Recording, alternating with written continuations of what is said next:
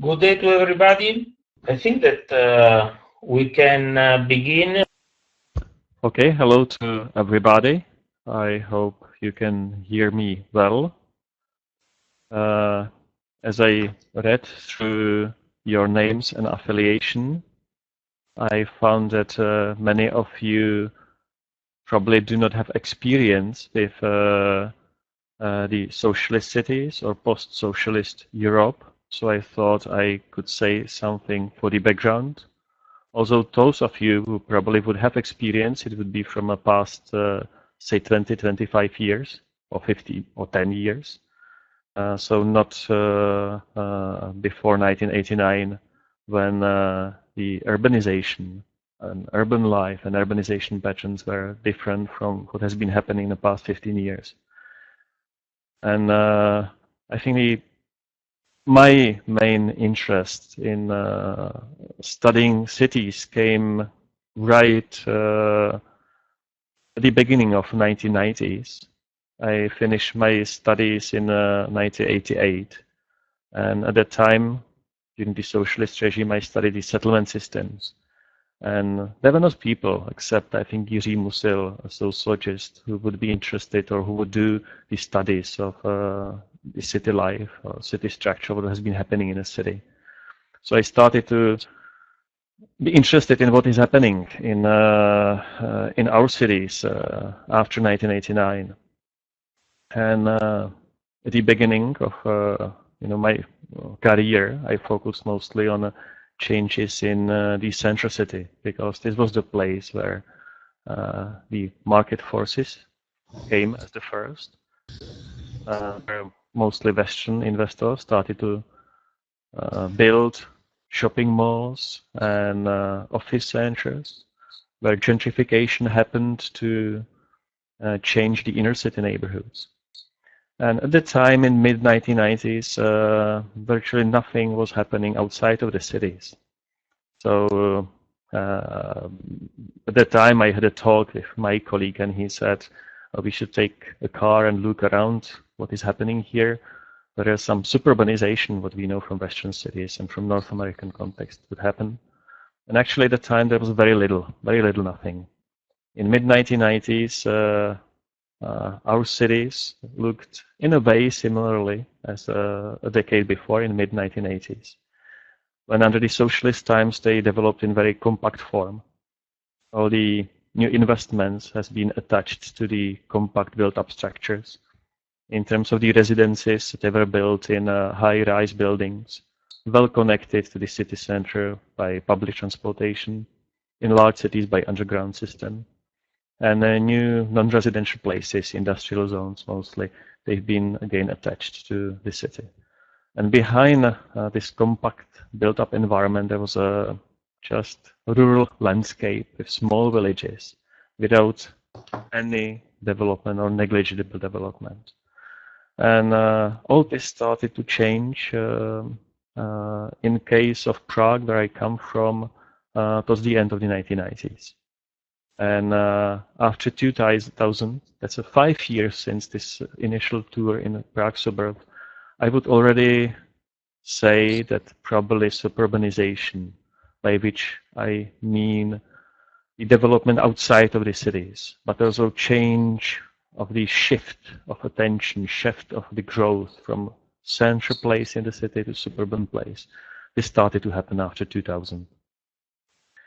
So my argument after 2000 started to be that suburbanization became the predominant mode of urban development in post-socialist cities, especially those in Western part, especially in countries which are now members of the European Union.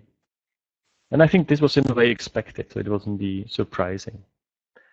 But what probably surprised us more was the form which this new suburban development has taken. And we found that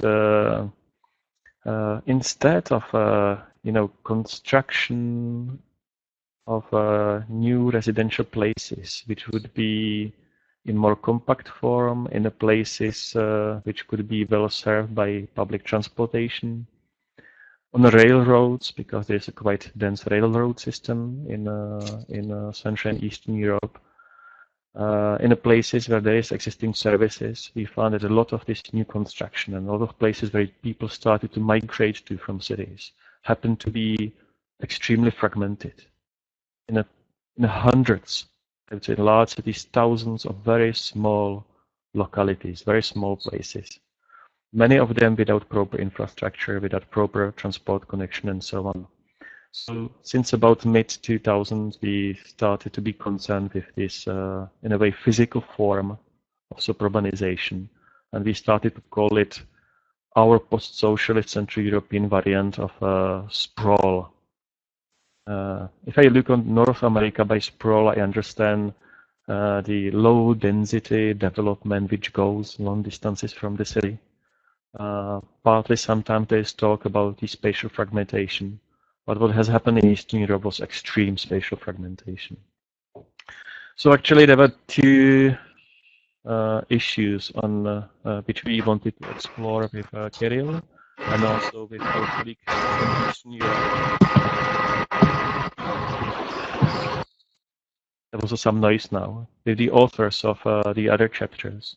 And the first of them was how much there was a shift of the development from central city places to suburban locations. So how much the cities were decentralizing outside. This was the first issue, just to know, this tendency. And the second one was, and what's the form of this decentralization?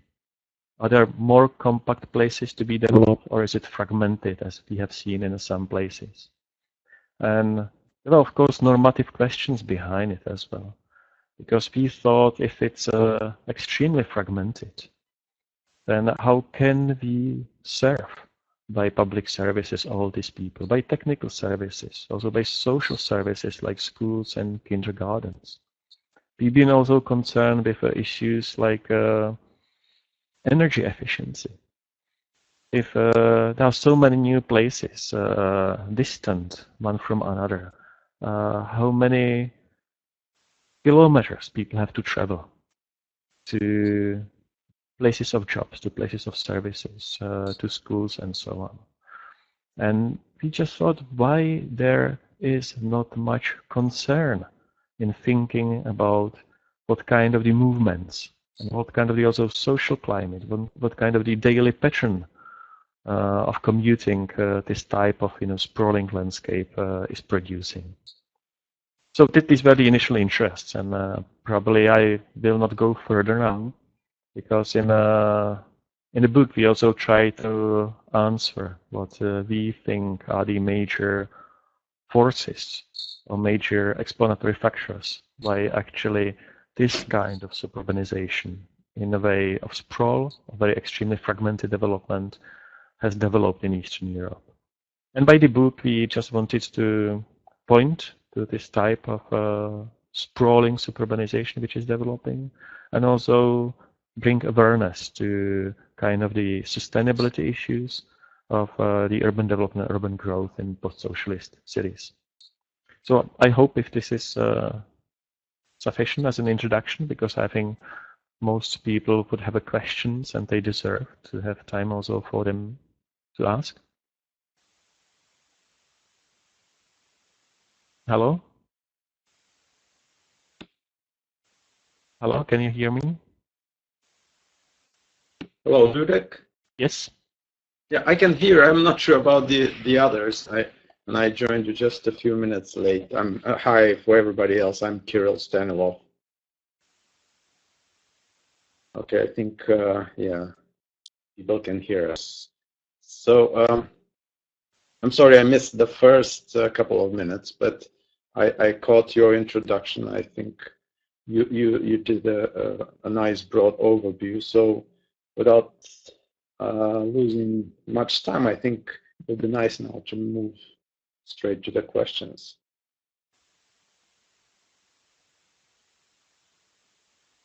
Okay. Hello, everybody. Can you hear? Okay, excellent. I think they can hear us. We cannot hear them. That's why the most of the communication is by text the other way towards us.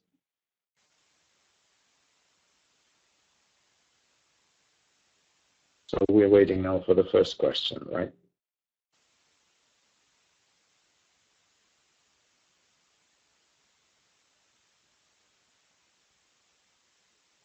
Okay.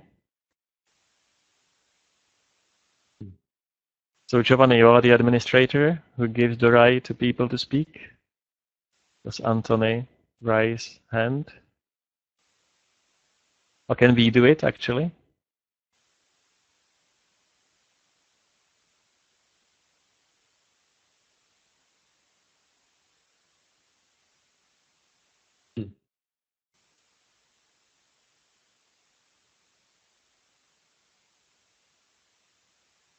Aha, Giovanni's mix is off. It seems that. So can someone advise me whether we can give a right to people to speak?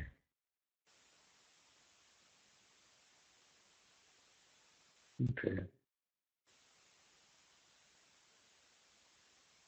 I think Anthony has a question, so we. Sorry, I was muted, so you couldn't hear me. I was talking to myself. Can you hear me now? Yes, perfect, Giovanni. We can. Yes, I can hear you. Yeah, I'm sorry. I muted myself, so I was keep speaking to you and thinking that you were hearing me, but nobody was of course able to listen to me. Okay, I see that we had one first virtually raised hand by Anthony Levenda. So, Anthony, are you able to speak, or you can you would like to write? No. So, please write your questions, your question on the chat room, and after our authors are gonna read your question, and they can answer to it. I advise you two authors. One of you two can. Okay. There is Sarah as well. Sarah raised her hand. Okay, there is Sarah. Sarah, are you able to speak, or you not? Sarah Linama. I can speak perfectly. So I'm opening while Anthony types his questions. I will open the microphone for Sarah so she can tell her question. Okay, let me see where here it is. Sarah, are you able to speak? Great. Hello. Can you hear me? Yes. Great. I'd really like to thank you so much for this study. It was very interesting. Thanks, Sarah. And can you still hear me? Is something cut out? Yes, That's yes. perfect. No, that's perfect. Okay, good. Okay, great. Yes. Anyway, thank you so much. And as a Canadian, I would have a very different perspective on suburbanization. So it's so interesting to read. I'm going to ask, but this is also well outside of my research area. So I'm going to ask kind of a theory method question. So in the introduction, you respond to the recent literature that re-examines suburbanization as a category of analysis, and with the recognition that suburbs are far more diverse than presumed, which of course seems very obvious to us now. Elsewhere on page 275, you discuss the problem of definition again. Now, in the contemporary moment, the utility of both categories of urban and suburban are under heightened scrutiny in light of the expansiveness and variation of 21st century urbanization. Now, there's an anxiety that urbanization and suburbanization have become so vast that we no longer have the appropriate categories to even grasp it. Yet, methodologically, we need categories. So I was just hoping, what are your thoughts on this contemporary questioning of urban categorization? Okay, shall I start, Kiril? Yes, why don't you Yes. go ahead, and then I'll join in after you're done. Okay, good, Sarah. Okay. I think it's a crucial question, and we had a long dispute with Kiril on that matter. And I would prefer to have definitions of terms which we are using and try to be precise in translating these definitions to the empirical research. Sometimes in urban studies, I'm getting confused by very different meanings each of us individual has behind certain generally used terms where we understand kind of the obvious meaning behind it. But then in the stories which we tell, they speak sometimes about different phenomena and different processes. Maybe it's given by my education in 1980s to be more precise in these terms. It's difficult to sometimes to translate the terms which are used in certain periods of urban development, and later 2-3 decades actually the realities are somewhere else. So it's a question how the changing context allow us to use the perspectives when these terms started to be used. By this I would switch to the issue of where we were with the urbanization, urban development, and suburbanization and suburban development patterns in the socialist cities. 25 years ago, when the socialist urbanization or socialist planning ended and started to be transformed into different political and economic system. This one which is using market and democratic decision making. In 1990, our cities were compact, continuously developed, and I would argue that during the socialist time there was very limited suburban development. There were differences between the socialist countries, but in general, I would consider most of the growth of the cities as urban. There would be people who would argue that some of the developments on the periphery of socialist cities, like housing estates, could be in a way called as a suburbs of socialist times. But from my point of view, I've always seen them not as the periphery, but as an integral part of the urban development. So for us, for me, there were cities, compact cities, and instead of suburbs, we've got a countryside. There has been a sharp delineation between this, compact urban environment and the countryside. Also in terms of the economic development, when all the industries and services were in cities, the countryside was about the rural development. So there was this sharp boundary, the limited mixing between urban and rural, and nothing in between what would be similar to suburban developments in Western Europe or in North America. So I think this is the first issue, that we've got physically in the environment this boundary. In a functional terms or social terms or social spatial interaction, what has happened during the socialist times was that most of the jobs concentrated in cities, and in the countryside lower and lower percentage of population has been employed in agriculture. So all these people from the rural countryside commuted to cities because the housing construction of new houses within the city couldn't respond to the demand of these people who would otherwise move to the cities.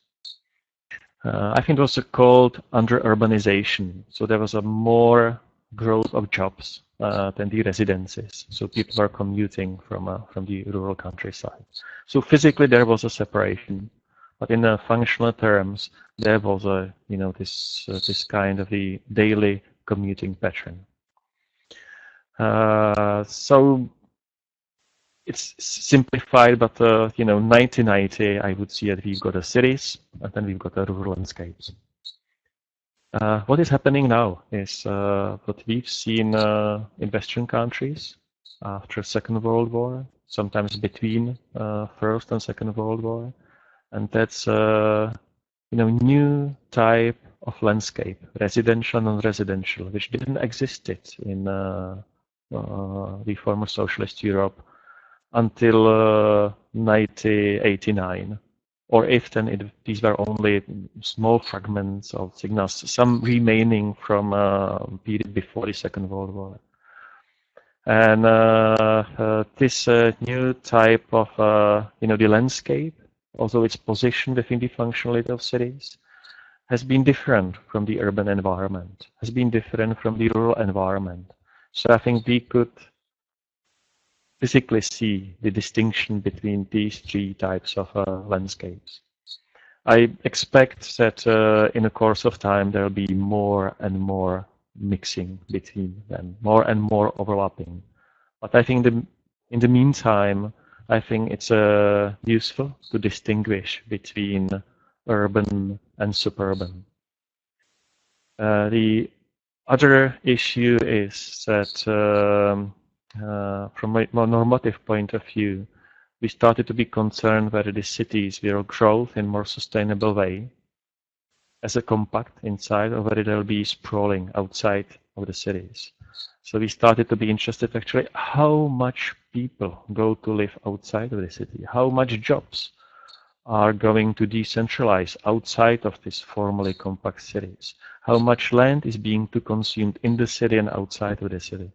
And if we want to have a more exact comparison, then actually we have to somewhat arbitrarily draw a line between what we consider to be urban and suburban.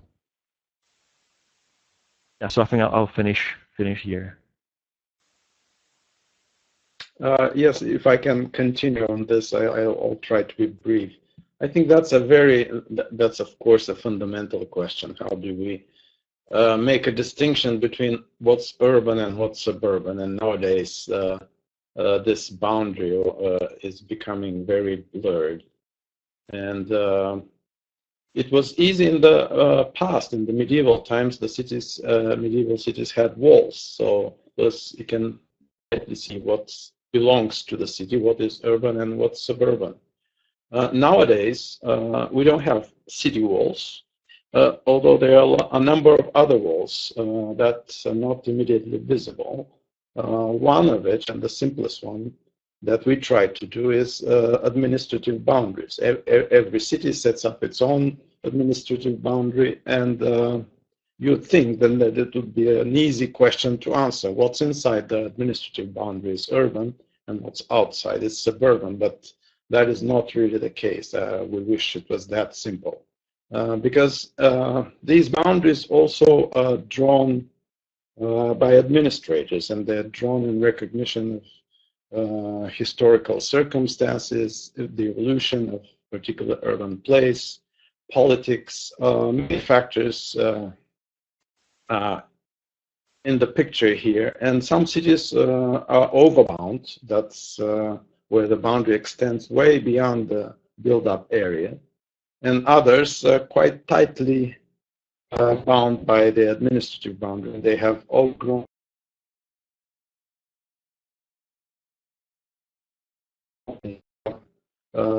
quite a variation on this very simple issue.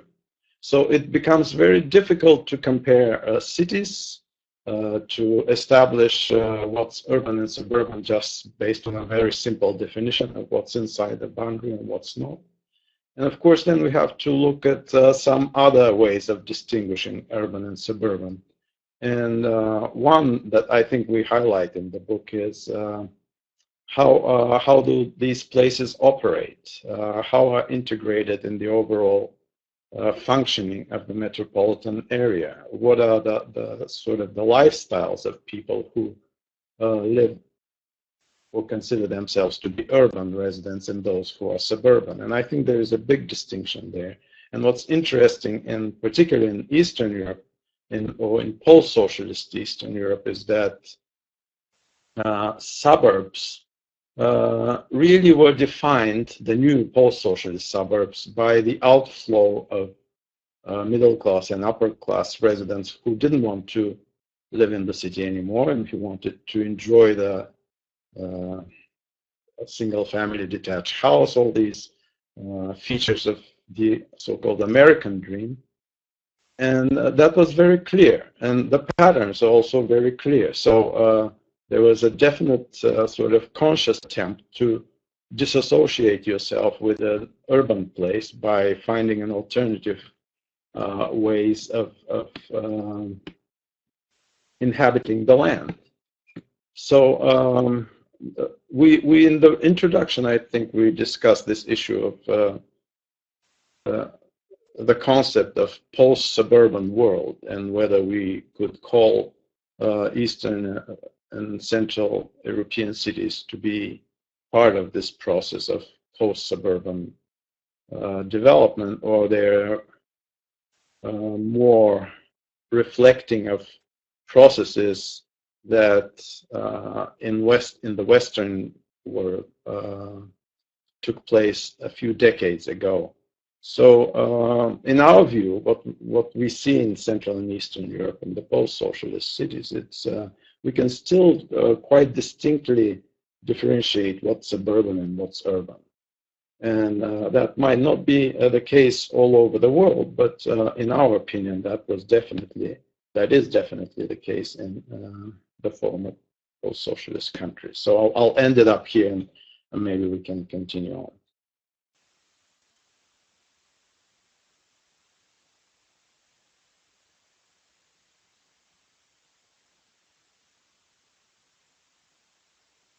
Any other question? More people who raise their hands? Not yet. Normally we ask if the person has some replay or something to add. Sarah, I'm opening your microphone. Would you like to add something or to reply to this answer? Sarah, are you there? Yes. No, Please. it's very interesting. I think this is the sort of question that I think maybe will come out. We're going to return to throughout this conversation, just because I can tell from the comments even on the side. So maybe we can, just because it is fairly fundamental, and for my interest, I'm largely interested in kind of how it speaks to a moment of certain questioning, like in general across urban studies around the utility of definitions. And so I think if we can just return to it, I don't have anything specific. Okay, thank you very much, Sarah. In the meanwhile, there was a side in the chat room that we can follow, and we can read it. But I think that now it's the time for giving the floor to Anthony, which has already posted his question in the chat room. I advise to our two authors, one can read the question and the other can begin to answer to it. Can you do that? Yes, I'll try to read it, and maybe in the meantime Ludek can think of an answer, and then I'll take my turn. Yes, that's fine. Thank you very much.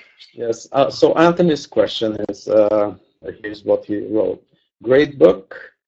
Thanks for participating and sharing with us. My question is about the impacts of post-socialist transition on planning practices and planners' tools or resources.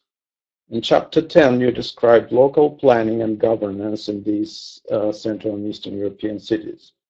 In the post-socialist context, with neoliberal public policies, lack of resources for local governments, and the decentralization of power, how have global flows of knowledge and capital from EU to North America, for example, amongst other things mentioned in the book, impacted planning practice and the tools available for planners with very little agency?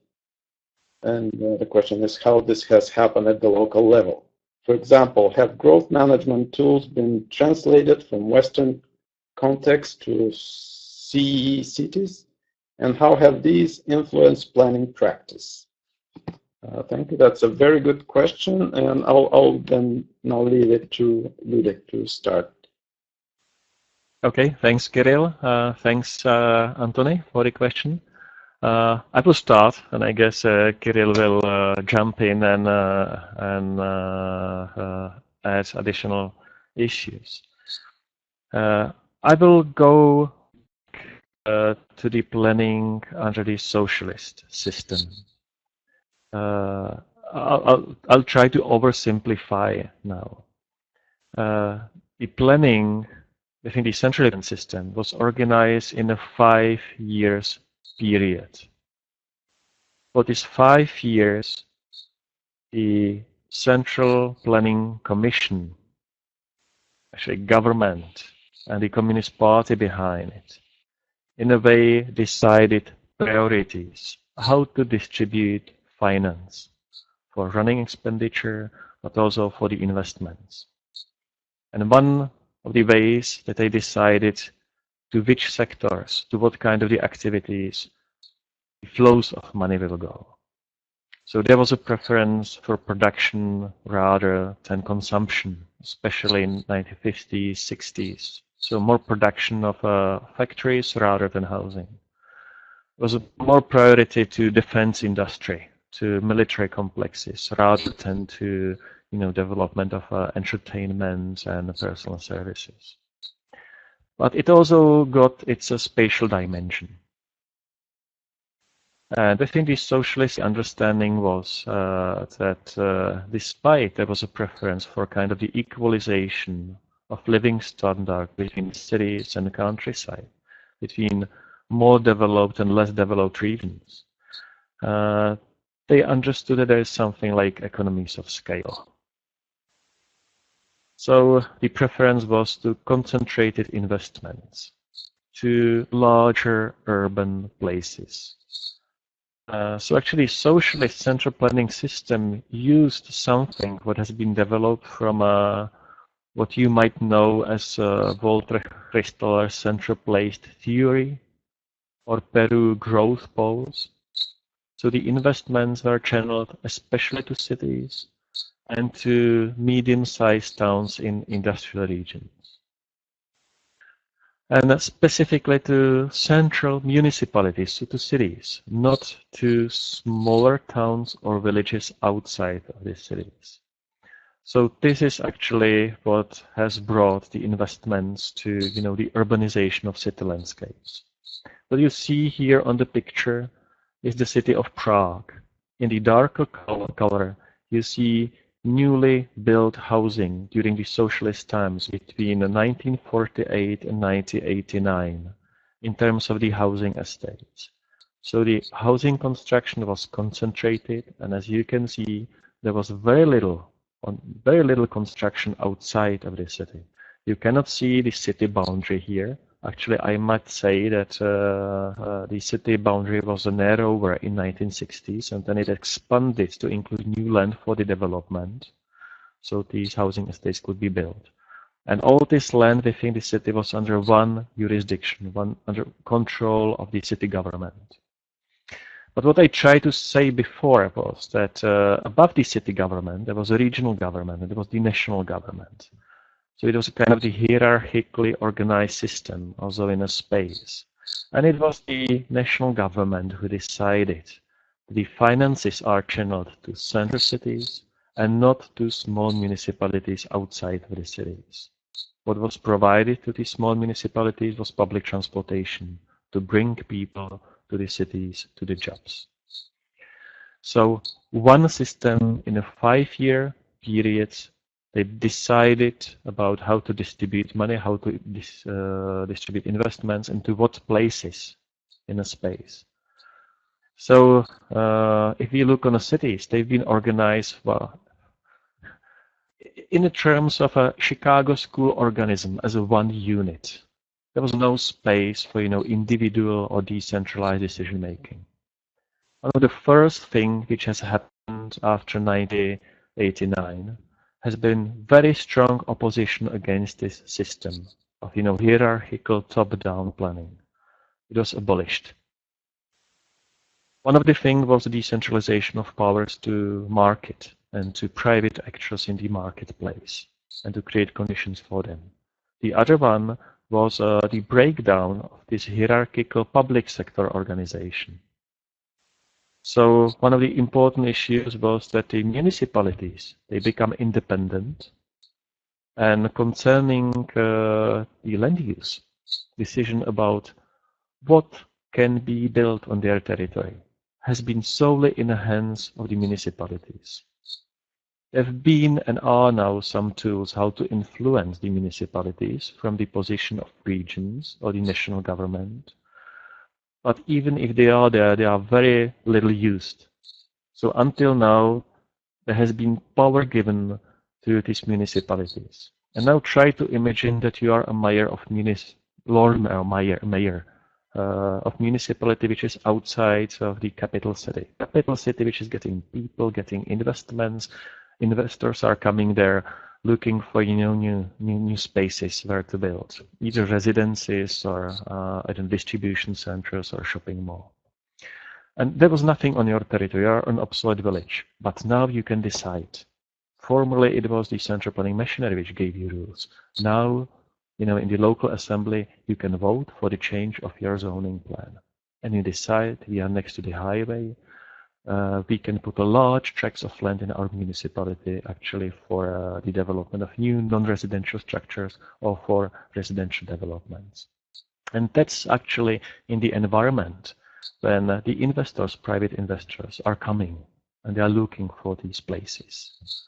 They're actually making pressure on you because they want to build somewhere. And you can make a deal with them because they will build infrastructure which you've been missing for 20 years. So this is way how the local democracy, but very fragmented, is now key in decision making where actually new investments are located. Just for your information, the city of Prague is one municipality. But around city of Prague, in a zone where there's very intensive commuting to jobs, you will find over 200 independent municipalities. And each of these 200 independent municipalities is on their own. They are struggling to get investments. So this is the change of the planning practice from my point of view. It's mostly the organizational aspects. While during the socialist times, it was just one system hierarchically top-down organized. Now the planning has been strongly, it's called devolution, decentralized to local level to municipalities. And it's municipalities who decide about the land use development. So, Kiril? Oh, yes. Yes, thank you for the question and for the answer, Ludek, that you provided. You concentrated on the fragmentation and devolution of political power and planning powers from centralized authorities to local authorities. And of course, that's a very well-known sort of cause of fragmentation of the urban landscape and suburbanization. So all these suburban municipalities, they want to attract development, they have pro-growth policies, they don't care about growth management. All they want is to attract investment. So that's what happened.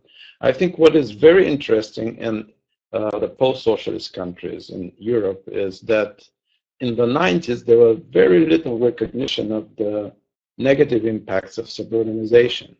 And that's quite shocking, actually, because if you think how much the growing body of literature on suburbanization and the negative impacts of sprawl, it has been around for several decades, given the experience of suburbanization in the Western.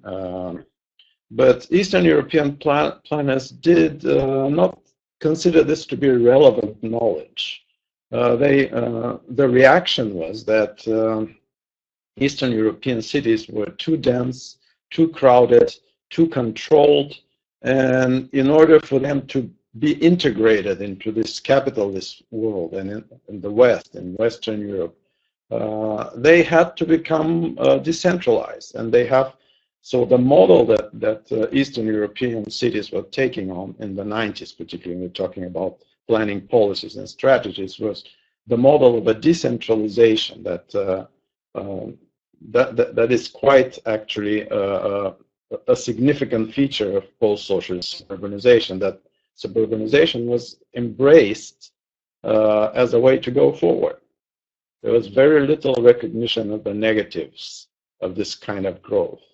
Now, after 10 years, getting towards the year 2000, and after that, when sprawl began to get quite visible and the negative impacts of sort of disorganized development also became clear, they began, Eastern European planners became more aware of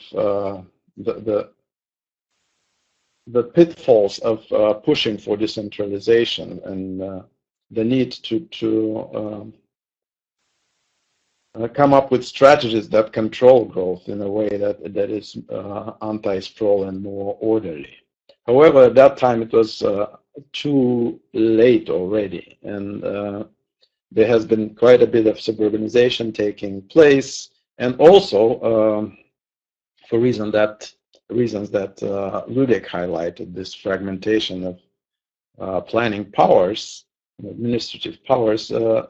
Central cities had very little control as to what was happening outside of their boundaries. So even if they had all the good intentions to sort of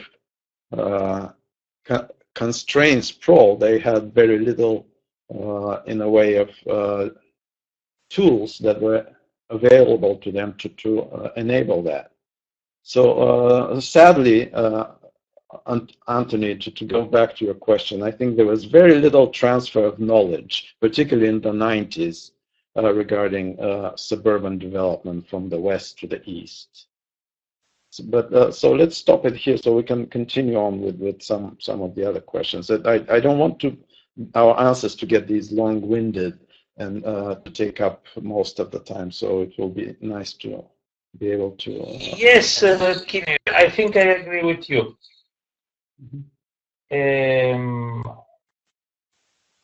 I see some echo. Yes, it's because I was in the other computer. Okay, so I was telling you that I agree with you. It's if you could shorten up some of your questions, some of your answers, it would be nice. Now there is some people, Roy Bayergion, who has given us some additional complementary questions to what we have already said. So I think we can do like before. One of you can read it and the other can answer it. And yes? I think Anthony had a follow-up question or comment. Maybe we should briefly address it and then move forward. Yes, I think it's a follow-up question, the one from Oliver. And so we keep going on that issue. And after, maybe if there are some further questions by Anthony, he can tell us, and we can give him the floor. And after that, I see two raised hands. Before there was Basata Nurku and Federica Duca, and after there are other two people which raised it afterwards. Okay. Please, please, you can read the first question, which is by Olivier. I have two complementary questions. Okay. So the question by Oliver or Anthony? There was another one up before that. Yeah, in order. Before the one by Oliver, and after we go on.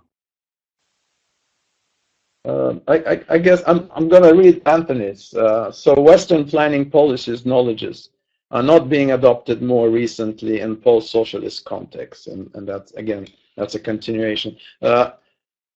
Well, in the 90s, I told you what happened. There was suburbanization was enthusiastically embraced by planners.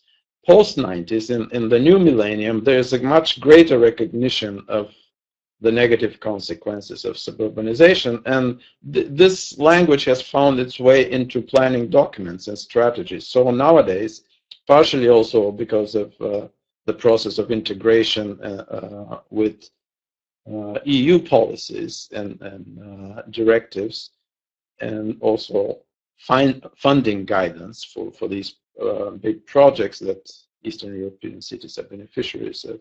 There's a lot more sort of heightened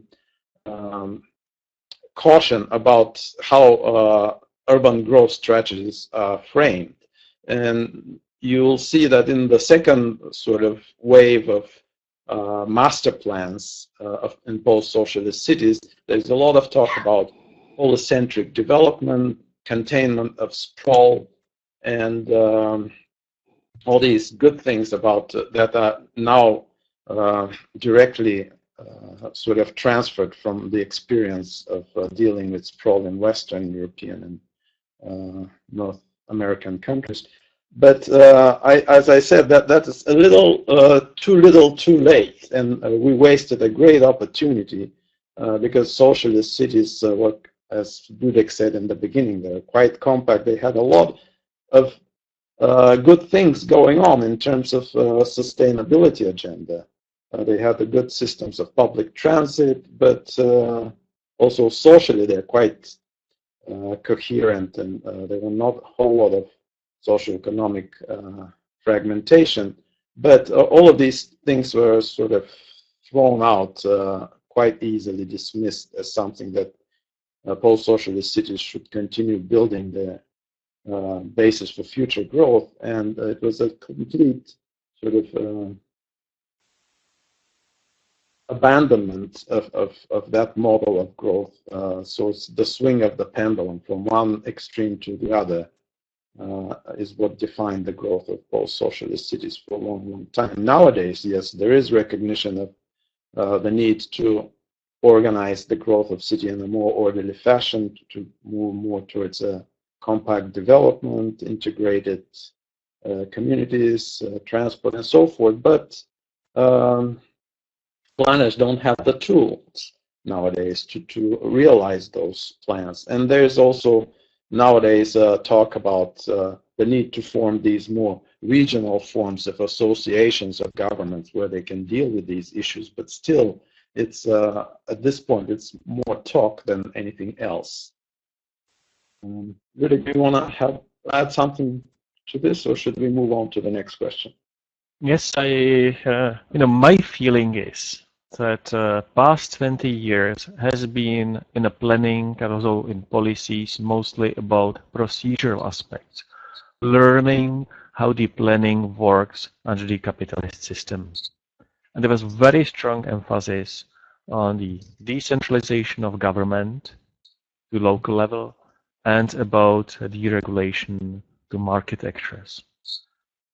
Actually, this is kind of the outcome of the timing when the change happened in Eastern Europe. Try to remember what was these times around 1989 in Western Europe. This was the time of Margaret Thatcher and Ronald Reagan and the strong years of neoliberalism when it started to go, in Western countries and across the world. So we've got a strong inspiration actually how this system should work in our context.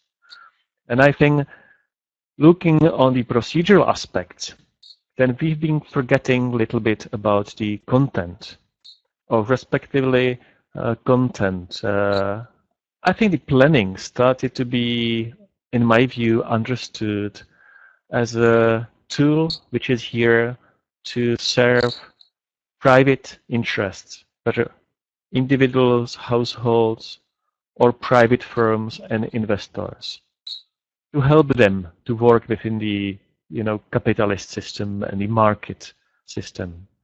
So the planning was the enabler, not something what also should think about regulation, but should think about a higher level than the individual within the market system. I think largely because, kind of the regulation has been associated with the socialist times. And also because regulation wasn't the word, which I think would be in this, days of neoliberalism, actually spread it from West to Eastern Europe.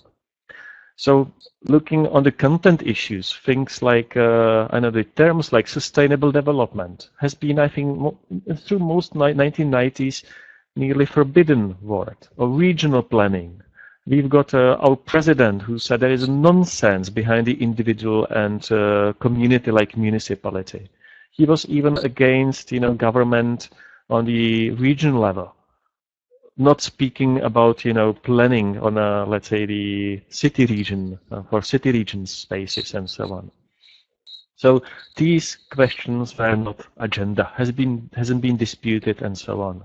So I think this is the main thing that how I would see, the planning and its change. So we've taken from the West the procedural aspects, emphasis on the decentralization and the deregulation, emphasis on planning as a tool to support market development, to enable market development, and has been omitting other issues from the debate around the planning. I think this is coming back only since about, I don't know, 2005, a little bit earlier, when the negotiations for the entry to the European Union started.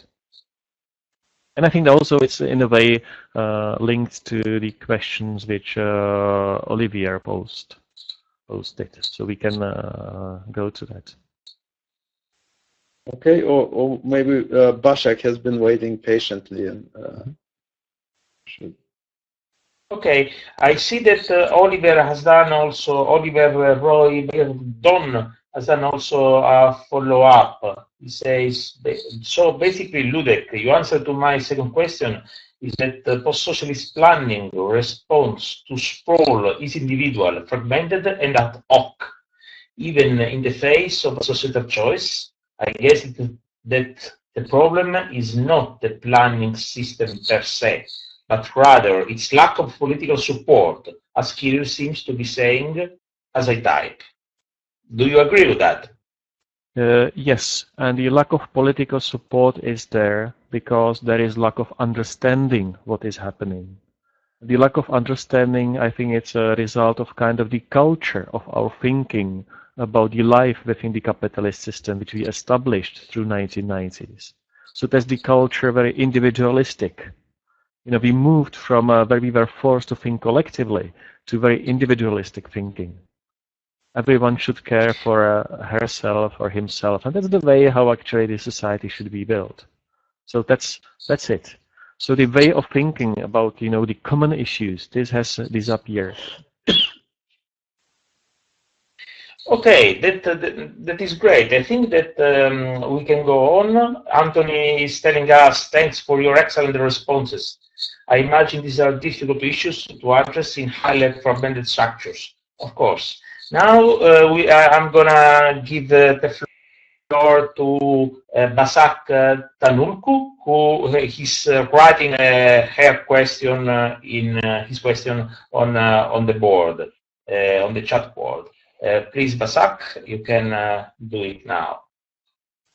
And in the meanwhile, I see that you have published some maps on the central, in which we can see the distribution of.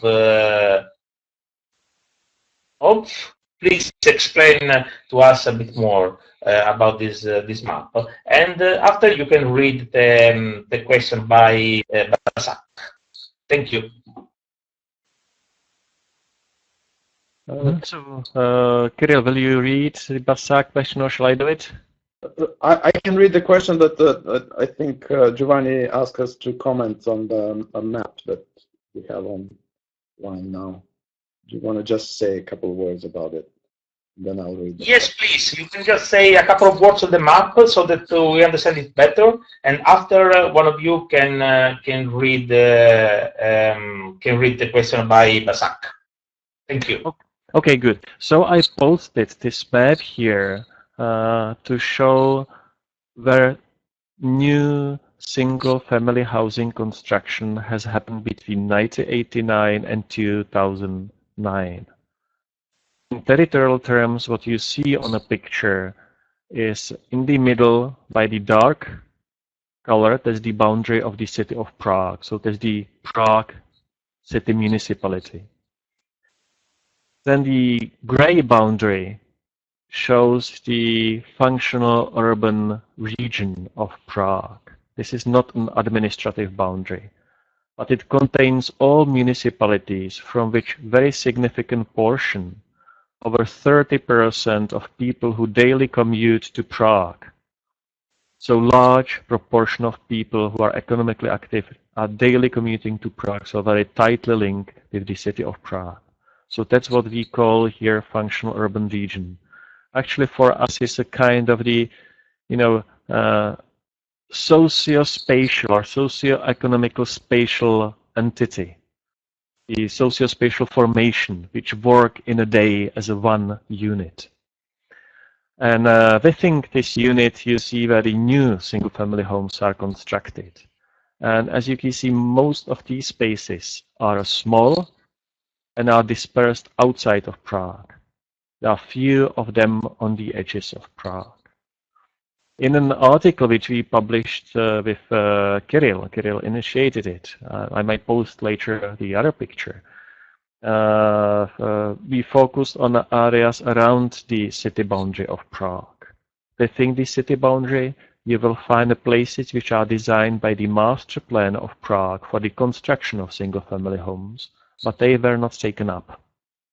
But right outside of Prague, where the municipalities outside of Prague designed a new land use for single-family housing, these has been taken up by developers. That's because the rules are more relaxed, and you can much quickly build outside of Prague. Also, the investors can get a much easier hold on the changes in land use planning outside of Prague. And I said before, this zone outside of the boundary of Prague, that's over 200 individual municipalities, individual decision makers, competing one against another and competing with the city. And the result is, this fragmented, sprawling development. So this is what I wanted to show with this picture. If you would compare it with the picture which was there before, and where we've seen, the construction of housing estates during the socialist times, all this construction was within the city boundary. Nothing was outside of the city boundary. So this is the major change, in the spatial pattern of where new construction takes place and which affects where people are during day and very strongly affects the commuting pattern within the region. Okay? Okay, and I'll read Bashak's question now. I have a question on the meaning of suburban, urban, rural, and exurban categories to understand various phenomena. In this categorization, it is also important how people give meanings to such categories, i.e., what people understand as urban and suburban. Do these categories complete each other, or are the two categories in conflict with each other? As I worked on gated communities, particularly those in Turkey and Istanbul, gated communities became popular as the result of escape from urban, i.e., large cities becoming unmanaged, overpopulated, high density, potential of disaster, and other forms of threats, leading to middle and upper classes to search for a new lifestyle. Is it the same for post-socialist countries? And for sprawl, here in Turkey is the same. Political actors tend to give freedom for sprawl, shopping malls, housing developments, without considering the rule of mass urban planning. Ludek, do you want to start? Because while I was reading the question, I didn't have time. Okay, so you can think. Basak, I will start from the end of the question, and that's the gated communities. I guess there'll be difference between Prague, Moscow, Sofia, and I think Kiril can comment on Sofia. My experience from Prague is that most newly built gated communities, and we have over 50 of them in Prague, are within the city. It's very rare in suburban places. There are individual cases where in the suburbs we will find also gated communities, but most of it is within the city. That's the first thing. So it's not so much associated with the suburbanization. But now the meanings. As I tried to say before, 25 years ago, when we've got a socialism here, there was nothing like suburban. You've got město. Město is city. And then vesnice. That's the village in countryside. We've got nothing between. So there was just a city and a village in a rural environment. And there was this sharp, differentiation between the urban environment and the city, and then the rural environments and villages and the countryside. Then when towards the end of 1990s and after 2000, when the suburbanization started to change, this countryside close to the cities, colleagues of mine who were working on the geographies of rural landscapes and countryside, they suddenly started to struggle with it. Because they said this is not countryside anymore. Or in a way it's countryside, but it's specific countryside. Because we get there urban people. They not only commute to the cities, but they bring, the other aspects of city life to these former rural places. They don't actually live in these rural places as former inhabitants did. They live in the city. The only thing which they have there are their residences. So they started to struggle with it.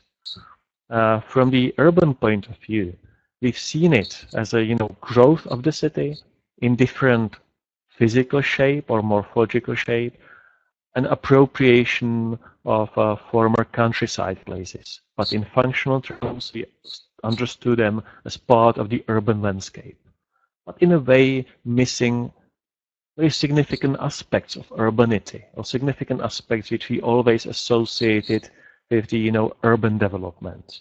There is relation between new residential growth, services which are provided, transportation which is provided, linkages to jobs, and this thought in a kind of the planning as a one integrated system. Of course, with ideas and actors competing for their stake, but still considered together. But as we tried to explain before, now we've got very little of this consideration because each local government and each actor is struggling for themselves. So, for me, if I look on this combination of landscapes, people, and also policies and administration, I see urban as a cities which try, where the governments and also people try to, bring things together. The suburbs as a place with, the new kind of the hybrid landscapes where they are struggling for their place. And in functional terms, they actually are part of the city, but changing the former rural landscapes. But then behind the functional urban regions, we get the rural landscapes and the countryside, with many villages which are untouched by the suburban development, which are more affected by the decline. They are less linked by transportation to the cities. People are leaving these places and moving to cities or to suburban places or closer to the cities. Actually, in some of these, rural periphery places, we get some immigration, but that's a very different one from those suburban places. We get there, for instance, growth of what we call locally here, it's called socially excluded localities.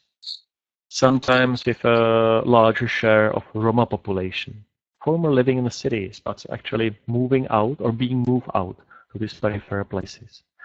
So I think even now, if I look on these places, their life, population, and very importantly, the political kind of the governance, but territorial political structures, I see the difference between the cities, the suburban belts, with all the chaos related to it, and then, the rural countryside peripheries. Okay, and if I can add just a few words to this, I think this is sort of going back to the first question that Sarah posed about categorization and what's suburban and what's urban.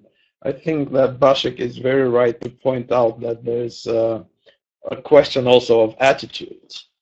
And suburban in the sense that people who take on a specific lifestyle that with the idea of dissociating themselves from the larger community, sort of build their own little world, and sometimes gated, sometimes not gated, but just remote enough so that other people cannot get to it.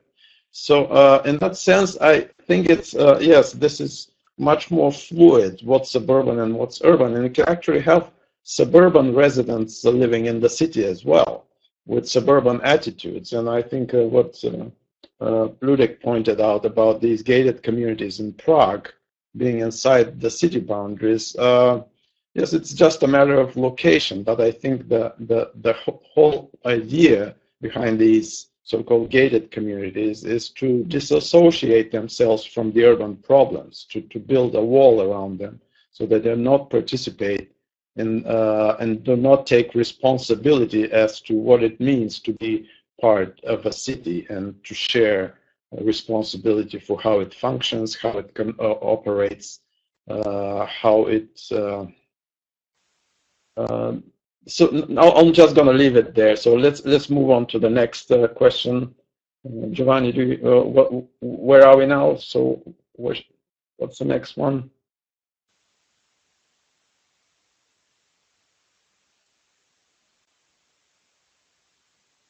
So Giovanni? Hello, hello. I think we lost Giovanni again.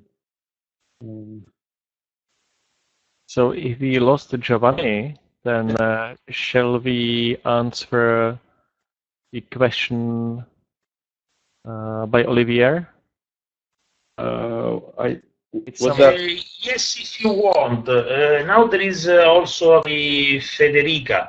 I think that we are gonna have anyways different kind of transcription of this. We are gonna have the video, which include everything we are seeing now, so including the text.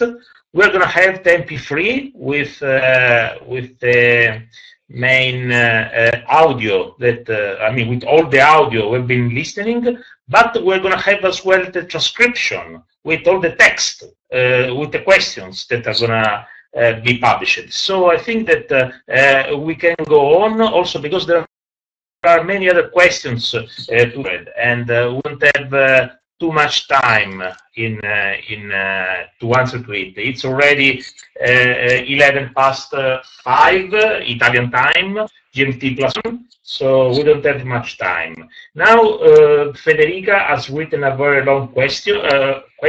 I'm trying to opening her microphone to see if she can read it, and so let's see. Federica, do you want to try to speak?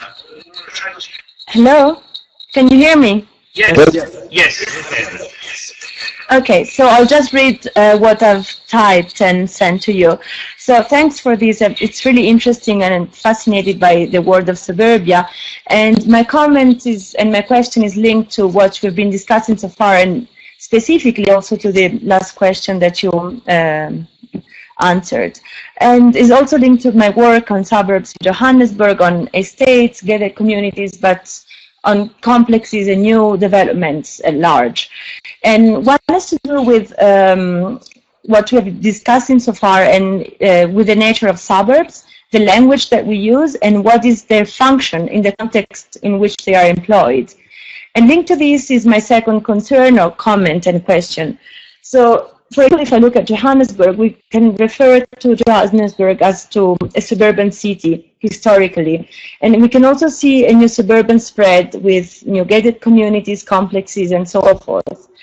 And these have a double meaning for the residents, for example. So for some of them, notably white and rich and wealthy, the new urban setting, which is that of gated communities, estates, is a reproduction of the old suburb, and has got a function of sort of comforting, and is a place where nostalgia plays out a very big role.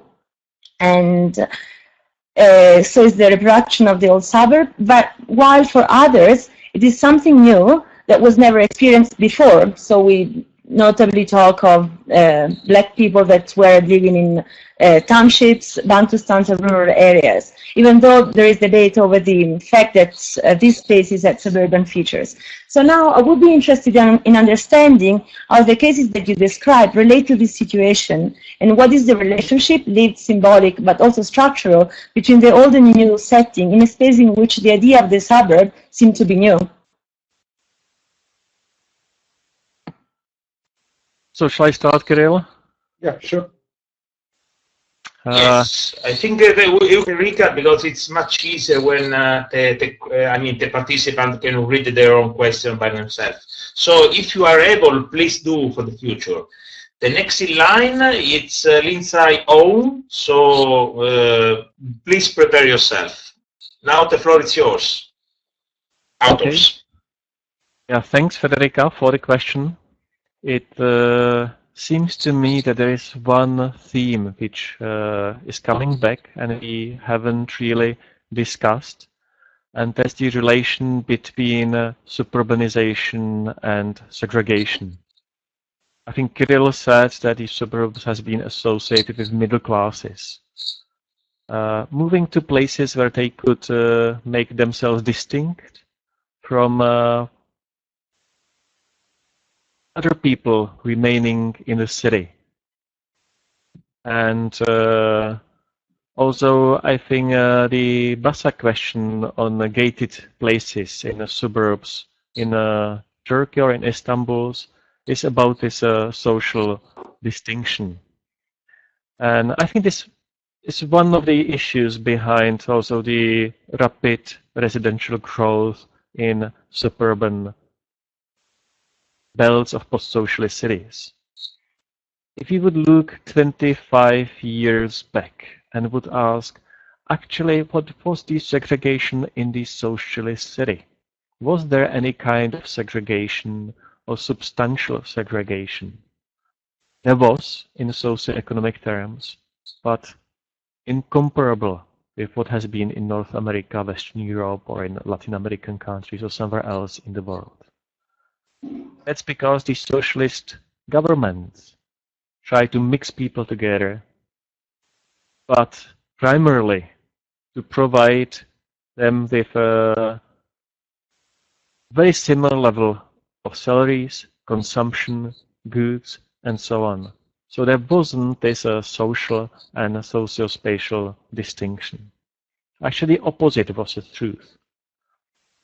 For most people, if they wanted to get new housing, that in the cities, predominantly, that's 90% or 95% of new housing was the same.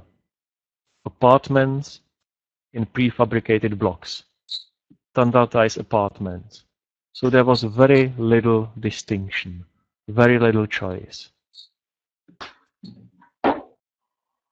So what is actually happening now? People want to have a choice. They want to have something distinct. They want to have a different T-shirt. They want to have different glasses. I wear glasses, and under the socialist time, when I, as a kid, wanted to get the glasses, my choice was 3 types of glasses produced by, you know, the socialist factory. Of course, they sometimes imported glasses from the West. They've been much more expensive, but the choice was extremely limited. Not only glasses, but also with housing. So, you know, after this experience, what's the nature of people? Everyone want to have, you know, kind of choice, different T-shirt, different glasses, but also choice in housing. So all this, I think, suppressed aspiration of people to have something different, something distinct. This started to come up, to live in a place which would be desirable, but actually wasn't produced under the socialist time. Single-family houses outside of the cities. So I think it was a kind of first getting hold on a dream, which was somewhere hidden, and also to differentiate yourself with the socialist places of housing, the housing estates. Maybe also because it was expected that some of these housing estates will decline in social terms, in physical terms, will become a recipient zones of immigrants. And actually, this was supported by the arguments of politicians. Our first president, Václav Havel, who is, I think, quite well known, he's got this flavored view on the housing estates as something what is not actually it's not place for daily living of population. So I think this combination of dream and distinction from housing estates, we've been seeing something, you know, what will be degrading. This is behind, I think, also, you know, the move to suburbs. And then the question is actually where these suburbs are being built, whether in many places or in one, and that's the issue of the planning and the local government. But I think this is you know, this symbolics related to kind of housing and possibility of choice is, I think, one of the key factors behind the growth of this new residential, low-rise, single-family home suburbs in post-socialist countries. Yes, I think you covered it very well. What I'll just want to say is a very broad sort of generalization that in the past, in the socialist days, it used the social geography of the socialist city. It was the affluent, the rich people, those who were in power, they were living in the center. And at the periphery, you'll find people who are of less economically affluent, have less power. And now this geography is sort of reversed. And with suburbanization, that has been the case in the West, the affluent and the high-income groups and classes tend to move towards the periphery. So there is a very an interesting sort of reversal of the social geography of the post-socialist cities compared to the socialist city. And these patterns are not clear-cut, but the broad outlines of those trends are quite clear. And I'll stop here. So let's move on to another question so we get more people a chance to pose their questions. That's fine. Thank you very much. Now there is a question by Lindsay Owen. Lindsay, are you able to speak? Hello, can you hear me? Yes. Yes, we can. Oh, great. This never worked before, so I'm very happy. Thank you for being with us today. As you alluded into your introduction, I'm unfortunately one of the people who knows very little about CEE urban configurations. And when I was reading the article, I often wondered what is going on today in the non-suburban areas, or what you've termed the central city. Is there a social or emotional attachment to the traditional city centers by residents of these urban configurations you studied? And how do you see the role of these areas moving forward if suburbanization does remain the dominant urban process in CEE cities? Do you assume they'll persist as centers or possibly be supplanted by polycentricism? Kiril, do you want to start? Sure, I can try to respond to this. What is happening in central cities? I think, Lindsay, that's your question, as opposed to the periphery and the suburbs. Yes, okay. Well, this is, when you talk about suburbs, you need to consider those in the context of metropolitan growth and change. And I think that's a point that we try to underline in the book. Maybe it doesn't come out so clear because our focus is on the periphery. But it's part of a bigger process of metropolitan growth and change. So as suburbs change, so do inner cities. And what has happened post-socialist cities is interesting process. And just very briefly, if you go to the city center, in the socialist times, all city centers were heavily dominated by administrative functions. The central government, they like to build these monuments in the city, and the buildings are monuments of the party as well, and they're clustered in the center, and they were fairly small. So in the socialist times, there were no sort of called central business district. There are very few businesses that can claim to be part of such central business district. And with after '89, due to market pressures and forces, the city started to restructure itself. And so there was a lot of commercial development in the very heart of the city. Actually, it will be interesting if I can bring up a graph here, but I forgot how to do that. In the middle, left down, there is a little green arrow. I mean, there is just one presenter. So you need to Giovanni, if you give me the right, if you give me the right to post something, I can bring up this. But it's a graph that shows how the city is changing, or the metropolitan region is changing in terms of the density. And in geography, there's something. Okay, now you're a presenter, and you could do that if you want. Yes. Well, actually, Ludek, why don't you take over, and in the meantime, I'll try to put this graph online. Okay, so can I comment this graph which I put on now? Sorry? Yes. I mean, which one of you would like to have the presenter power, let's say? Now it's Kiril. I'm trying to put a graph. Ludek, you put something, but it's not. It comes out weird. I cannot see. Maybe the others can, but We can see socialist city and post-socialist city. Investment, disinvestment. We can see that. Okay. Yes.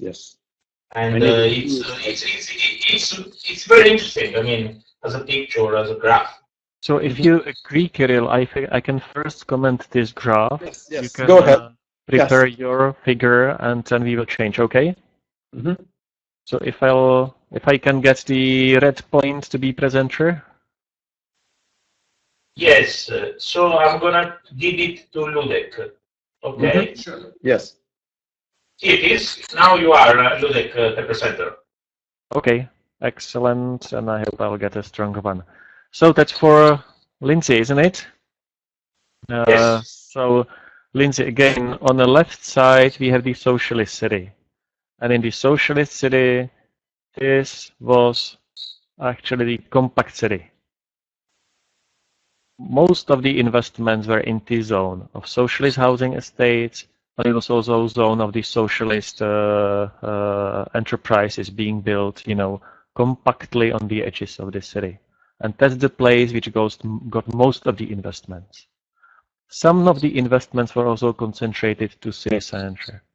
Not as much to the historical built-up environment, but to some monuments, culture, places like theaters and so on, and also to buildings of ministries, Communist Party, and so on. Then the inner city.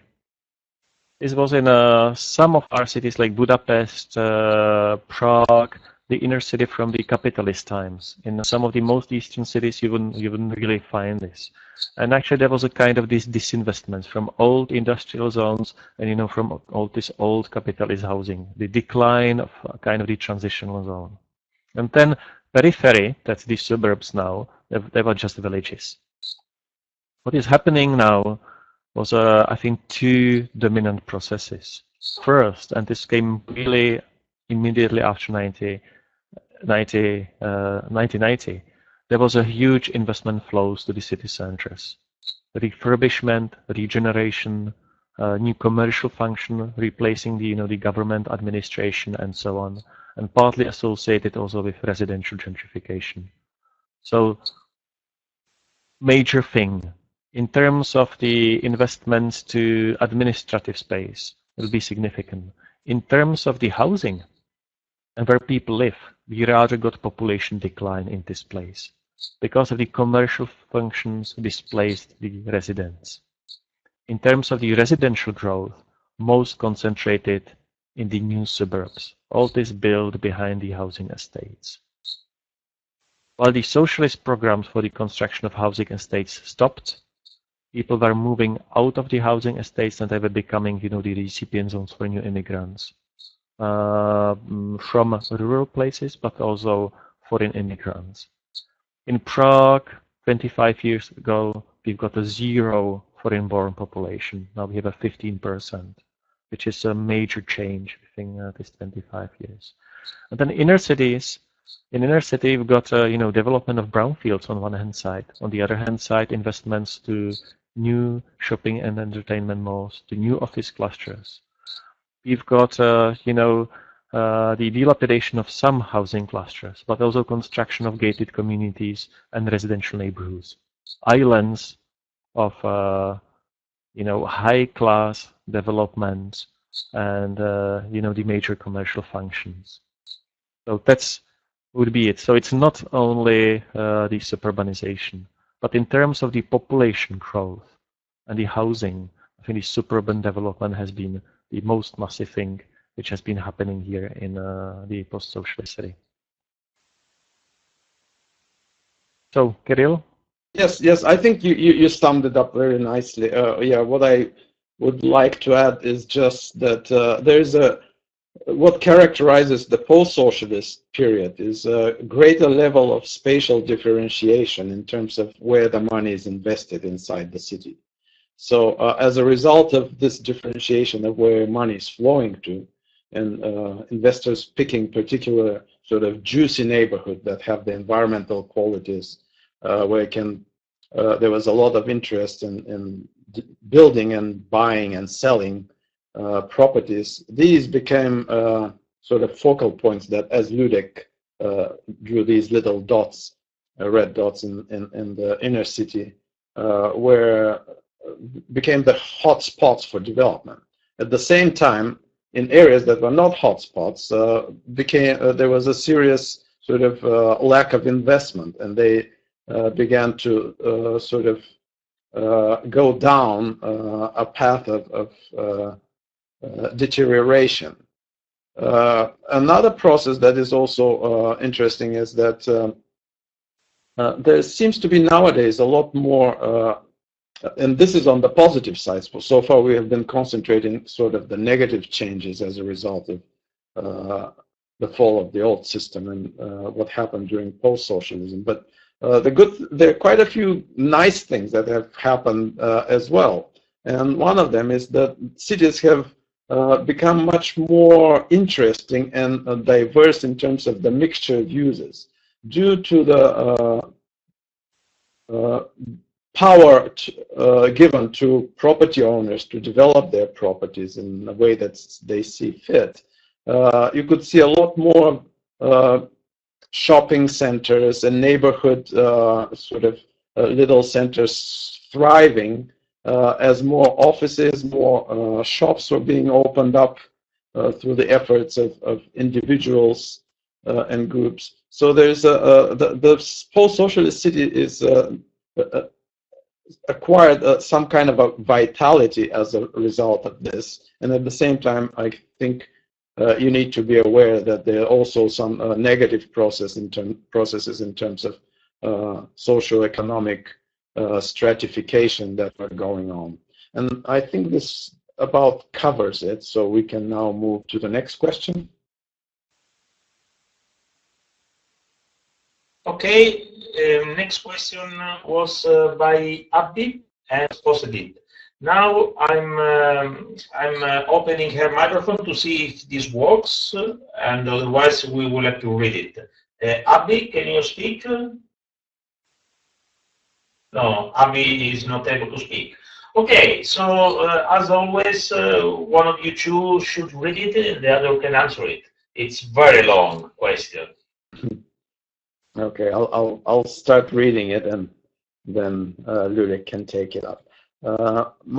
So this is a question by Abby. My question is about imagining historical counterfactuals.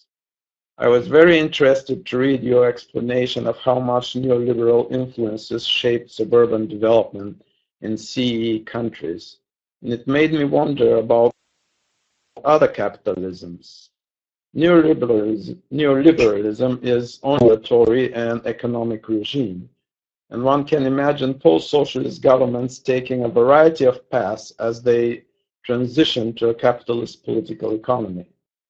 Your historical explanation has a feeling of underlying sadness that these post-socialist governments didn't learn from the mistakes of the West and take a different path. What do you think were some of the missed development paths? Not just the more recent shifts to sustainable development and regional planning once suburbanization occurred, but radically different paths that were possible at the moment of transition in the early 1990s that are perhaps not possible now. What political structures could have channeled these countries in these different directions as they moved towards a capitalist economy that still may have allowed them to successfully participate more in the global economy? This was the question, a very good one. Ludek, do you want to start? Yes, I can start, hopefully. I will just look on one thing which might help me a little bit.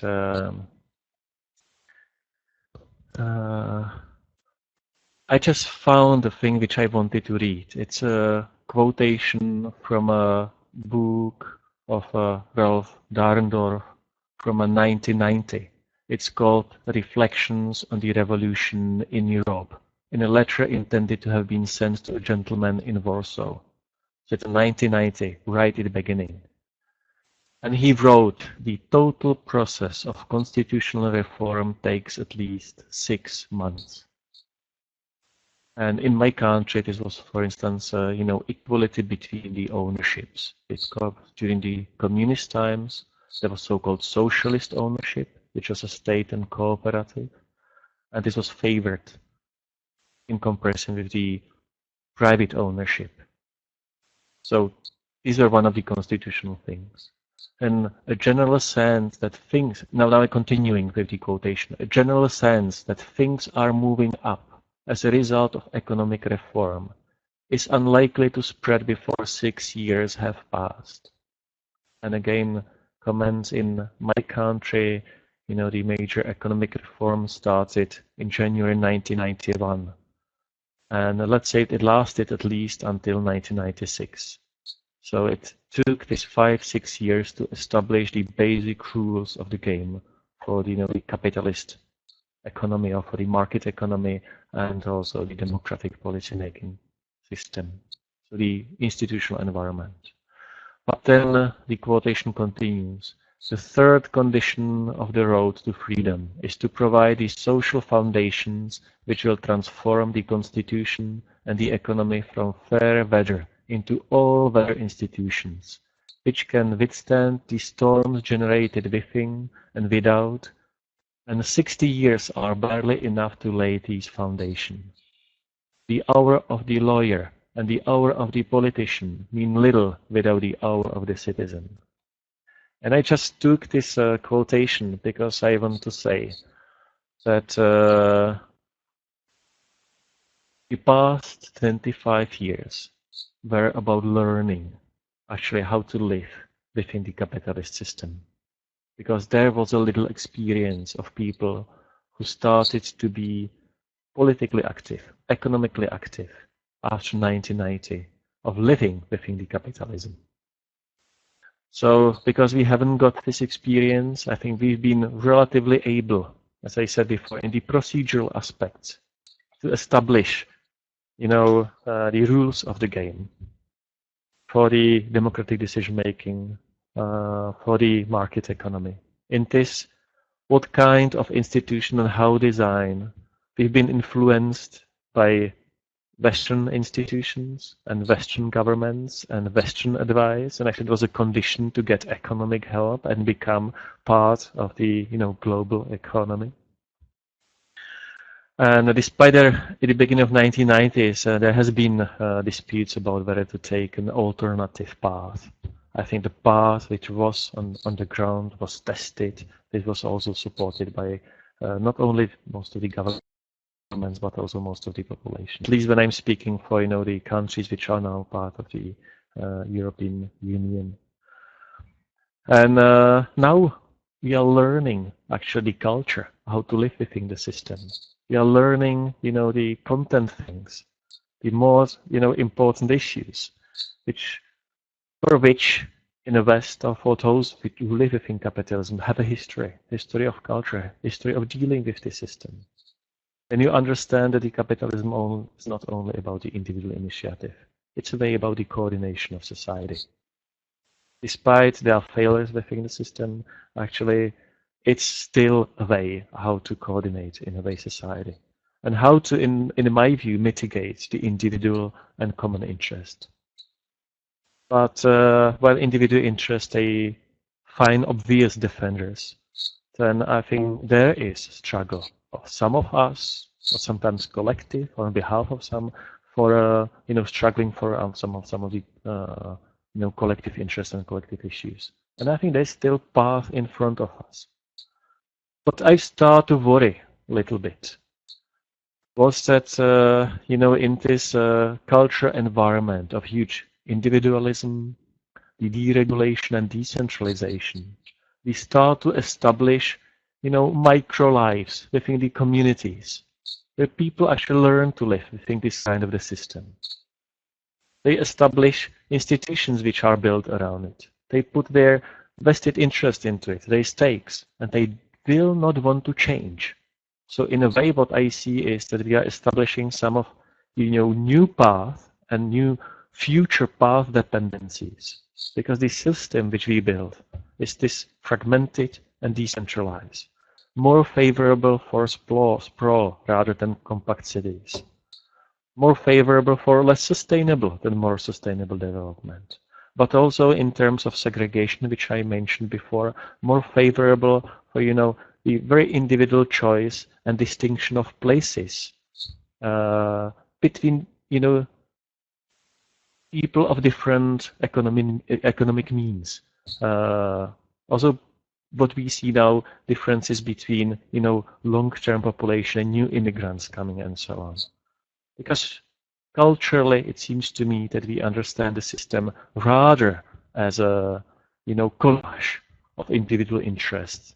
And we've been giving up some of this, more common collective considerations. So that's it. But at the end of the question, I think there was an issue of our position within the global system. And I think for me, it's not easy answer on that issue. Because I think if some of the collective issues were presented much more strongly, then I expect that we would be struggling for a more favorable position within the global production networks. But the question is whether in that positions we would be competitive.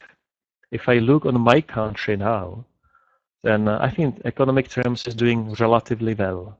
But it's doing relatively well because we are a manufacturing belt within the European Union. Car production industries are located in our country. Firms which are rather on the lower levels of the division of labor. And what we are doing is that we are employing immigrants from other countries in Eastern Europe and other countries of the world to work in our factories. So actually, in a way, this very strong emphasis on individuality, competition and competitiveness, on provision of goods, but labor and so on, we are placed in a specific, I think, position within the global production networks, which is not high, but allows us to be part of the system.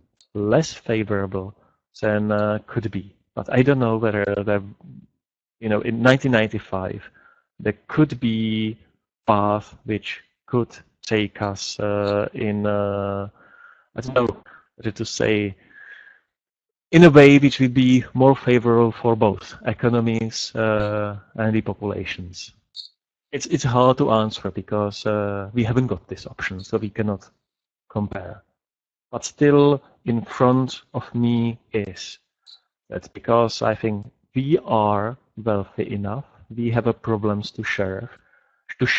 We should now focus on issues such as sustainability, sprawl, segregation, and so on. And I think it's one of our roles to point to these issues and try to bring public awareness around it. And I think the book is part of that agenda. Okay, and if I can add if I can just add a couple of sentences to this, I think it's important to realize that 1989 was a revolution. It was not a revolution. So usually in revolutions are about rejections of the past. So at that time, early 90s, what these post-socialist countries opted to do is to pick a model that looked as remote from socialism and communism as possible. And not surprisingly, that was the model of neoliberalist capitalism, which at that time was also shaping up to be the dominant sort of narrative globally. So there wasn't a whole lot of choice, and it wasn't really a matter of picking among several equal alternatives that each and every one of them looked equally viable. At that time, it was, again, it was reaction to communism, desire to pick a path of development that completely rejects any forms of powers or patterns of the old systems. And again, not surprisingly, that happened to be the neoliberal form of capitalism, which was the dominant story at the time. So that's about it. I think that wraps it up, so we can move on to the next one. Okay, there is Azat Gundogan. I'm opening his microphone now. And can you try to speak? Hello, can you hear me? Yes. Yes. Oh, great. Hello, Ludek and Kiril. Thanks for being here today and for the informative work. My question somewhat resonates with Eddie's, actually. You state that the opening of vast amounts of territories for development in the suburban periphery has undermined the prospects of brownfield redevelopment. And you also state that the over-servicing of suburban areas would give way to neglect of the inner cities. And these points actually made me reflect on the downtown regeneration projects so pervasive in the USA. I have lived in Towden, Flint, Michigan, which is a deindustrialized, shrinking city with a vast amount of contaminated brownfields and a huge problem of segregation, racial segregation. City's recent solution, quote unquote, is to revitalize the downtown area through pro-business strategies. So given the fact that there's no way to go back to centrally planned and controlled urbanization in the Central and Eastern European countries in the near future, then what would be the form of giving priority to inner cities in the Central and Eastern European countries under such neoliberal urbanization conditions? Something similar, akin to the US-like downtown regeneration, maybe? What do you have in mind? Thank you so much. Thanks for the question. Kiril, do you want to start? Yes, a good one. Again, pushing us to turn around and look back at what's happening inside the city and how that's related to what's happening in the suburbs. I think that this crisis that we've had for the last 5 or 6 years was very helpful in that sense that we sort of had an opportunity to pause and look back and see the aftermath of this unbridled, sort of uncontrolled development path that the post-socialist country have taken, and particularly the impacts of suburbanization. I don't think that is this sort of turning back our attention to what's happening inside cities was much of a conscious choice, following some kind of an ideal or the most sort of sustainable form of development. But a lot of people, for a lot of people, suburbs during this hard economic times are not a viable proposition. So naturally, we have the attention turning back to urban living, which seems to be less wasteful in terms of resources. At least it doesn't demand that much resources as living in the suburbs. So this push back to revitalize existing urban areas and inner cities is driven by sort of economic concerns, which were more or less imposed by the crisis. But that's fine. I think there's also another wave of interest in urban living is a result of this. It's a generational, and that's the case around the world. It's nowadays young people are not so crazy about getting cars and moving out to the suburbs. They're much more interested in living in an environment that's more exciting, offers more opportunities for interaction. So there is sort of disenchantment with the suburban ideal, particularly among this generation of young professionals. To the extent that they want to move to the suburbs, it's basically because they start a family, want to have a little bit more land on which they can raise their kids, be in contact with nature. So these are old stories. So they're part of suburbanization in the West, but we are reliving them now. And I think what's interesting, particularly in the context of sort of limited resources that we are becoming so aware of with the economic crisis, the climate change agenda, is this revival in the interest in the cities. And if I could bring up a chart, I can actually show you that cities in the 90s, post-socialist cities, they experienced a vast declines in population. But it's a different story 20 years later. And there is even Budapest, which was one of the hardest hit cities in terms of depopulation and people moving out of the central city, is now coming back as a place where growth is concentrated, and there is actually more development nowadays in inner city Budapest than it's out in the suburbs, which is quite, I think, symptomatic of what's happening around the region and maybe around the globe. Ludek, do you want to add something? Yes. To Azad, one of them is there's a different situation in growing cities from those cities which are affected by heavy deindustrialization, little job growth, more brownfield formation, and so on. If I would compare Prague with, for instance, Ostrava, which is a medium-sized city, nearly 400,000 inhabitants in northern Moravia, heavy industries before, they get suburban sprawl of residences outside of the city. And then depopulation, heavy depopulation, and the loss of jobs within the inner city. So there is the situation of, decline inside of the city and growth outside. And now the city government is trying to get new investment inside and try to support urbanization within the city core or within the inner city.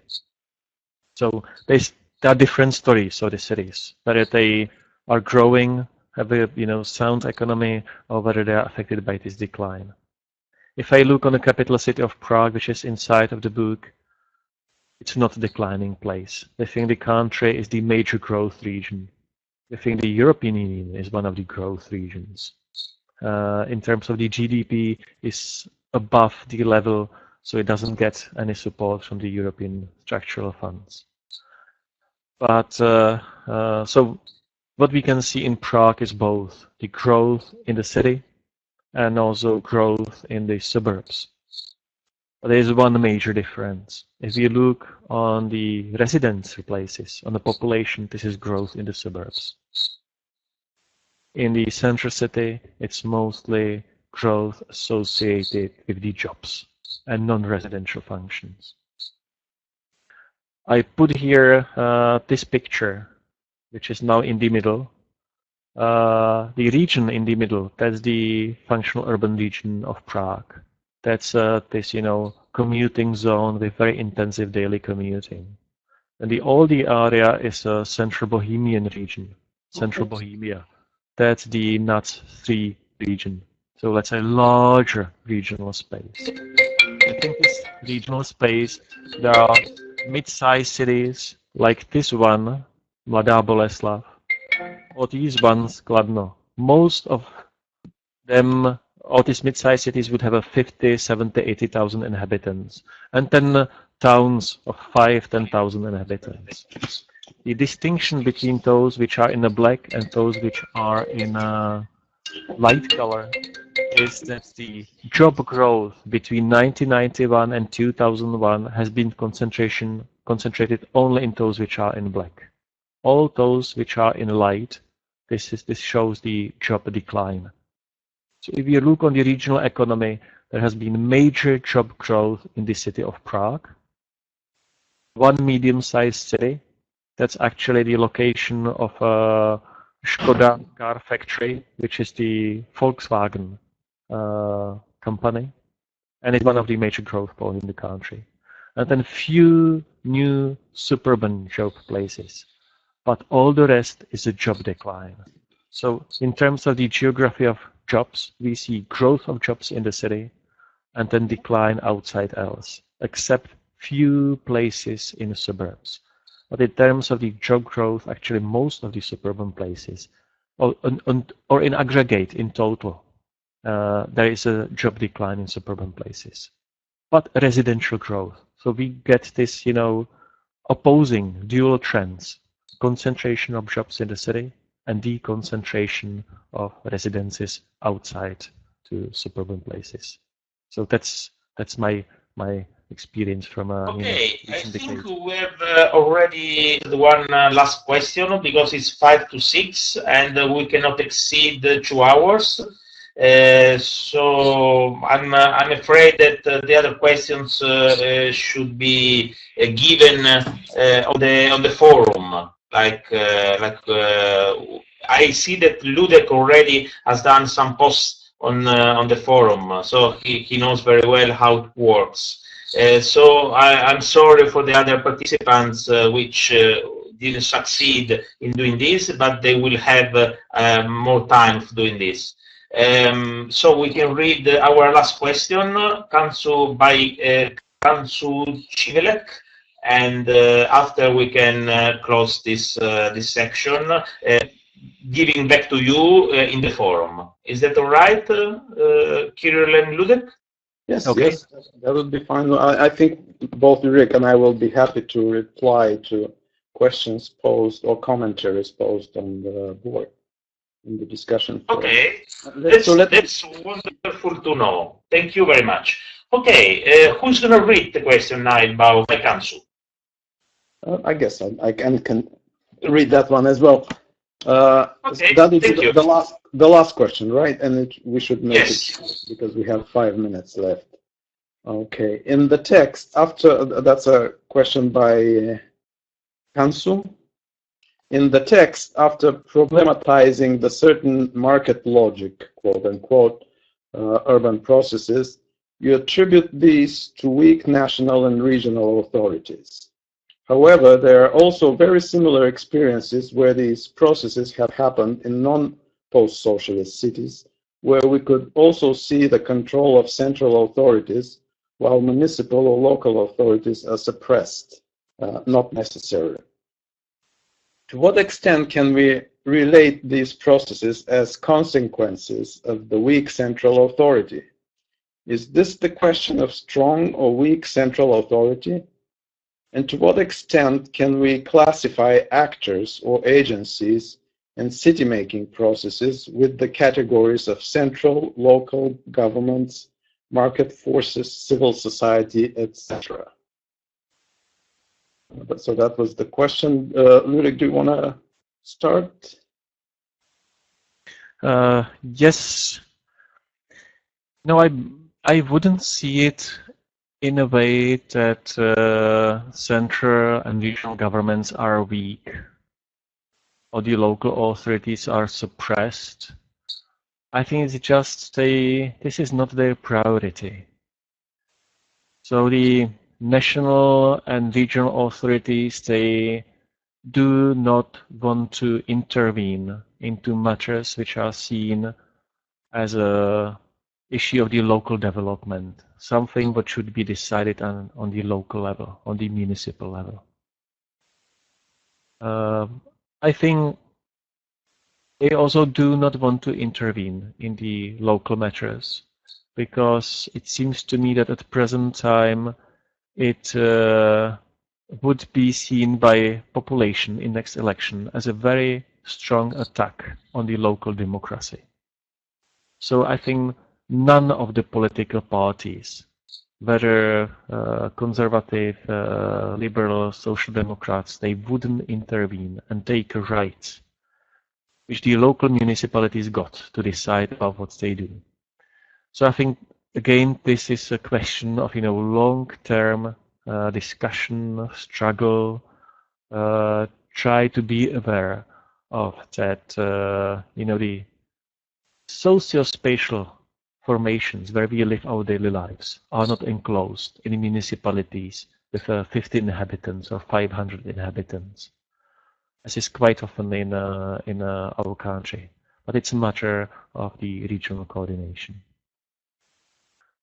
Local municipalities, in terms of the land use planning, I think they are extremely strong, and they are using their powers. They are using their powers to individually decide about what they want, what they don't want, and how to negotiate with the investors if they want to. If they want to negotiate, the negotiation might be also leading to corruption or might use corruption and so on. So I think institutions are not weak.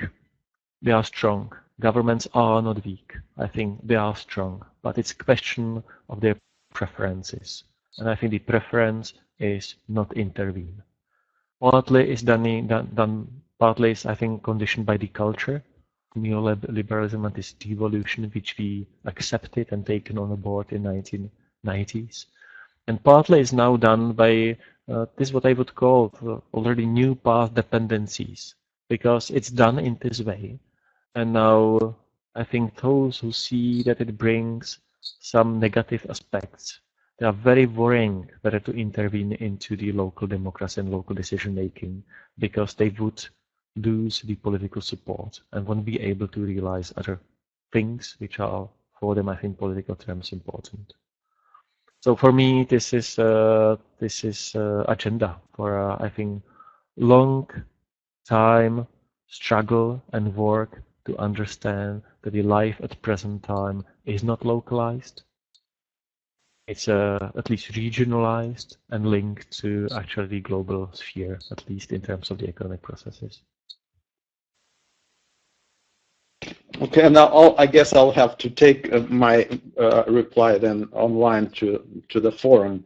But I would like to thank everybody, all the interesting questions. It has been a great pleasure to talk about these things. And my only regret is that we are constrained to 2 hours. But as it was suggested, please do post your questions online, and Ludek and I will try to answer them as good as we can. Yes, I'd like to thank you both, Ludek and Kiril, for this very, very, very interesting session we had.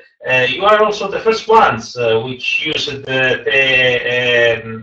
images in this system. So I think that it has been a really, really interesting session.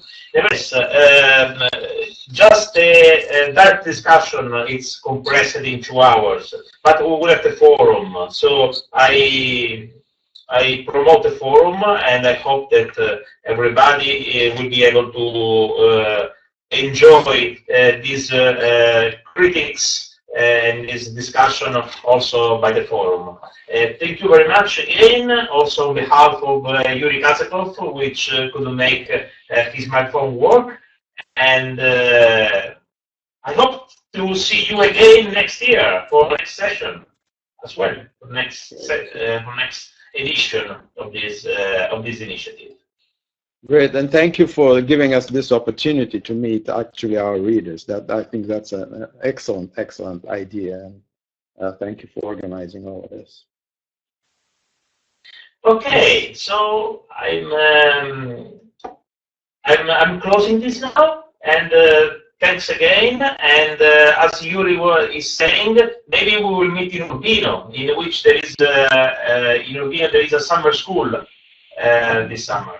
So on RC21 summer school. So it will be an interesting occasion for meeting each other and to discuss. Yes, yes, excellent. We'll be glad to join. Okay. So have a good day, good evening, good night. As you know, we are connecting from different places, so there is different time for any one of us. But enjoy, nevertheless, the rest of your day. You too. Goodbye. Thank you for inviting us.